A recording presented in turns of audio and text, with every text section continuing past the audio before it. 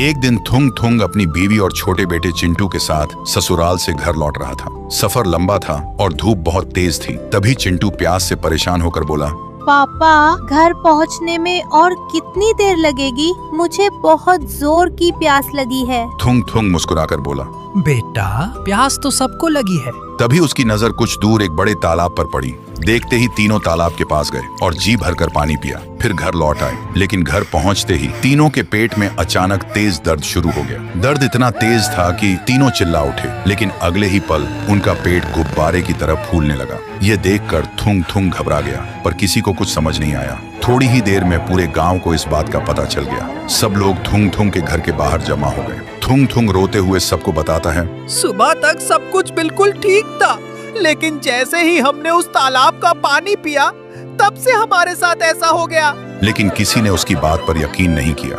उल्टा गांव वाले उसका मजाक उड़ाने लगे। कोई हंस रहा था, कोई उंगली दिखा रहा था, और कुछ ही देर बाद सब वहां से चले गए।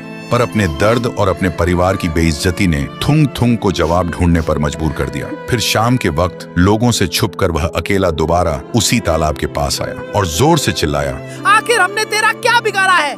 आज तेरी वजह से पूरा गांव हम पर हंस रहा है। जैसे ही उसने यह कहा, अचानक पानी का रंग खून जैसा लाल हो गया और तालाब के बीच से एक डरावनी रूह बाहर निकल आई और गुस्से में बोली, ये सब मैंने किया है। थुंग थुंग डर गया, लेकिन फिर भी हिम्मत करके बोला, कौन हो तुम और हमारे साथ ऐसा क्यों किया? इतना सुनते ही रूह रोते हुए बोली, बहुत साल पहले स्कूल से लौटते वक्त मुझे बहुत प्यास लगी थी। फिर मैं इसी तालाब से पानी पीने लगी थी। तब तुम्हारे पापा अचानक कहीं से आए और मजाक में मुझे पानी में धक्का दे दिया। उन्हें लगा मुझे तैरना आता होगा, लेकिन मुझे तैरना नहीं आता था। मैं मदद के लिए चिल्लाती रही, लेकिन तुम्हारे पापा डर कर वहां से भाग गए और मेरी जान पानी में डूबकर चली गई। और उस दिन से मेरी रूह इसी तालाब में कैद है, सिर्फ इसलिए कि कब तुम्हारे खानदान का कोई इस तालाब का पानी पिए और मैं उसे उस गुनाह की सजा दे सकूं। ये सुनकर थुंग थुंग की आंखों से आंसू बहने लगे। वह हाथ जोड़कर बोला, मेरे पापा से बहुत बड़ी गलती हुई थी, लेकिन वो अब इस दुनिया में नहीं है।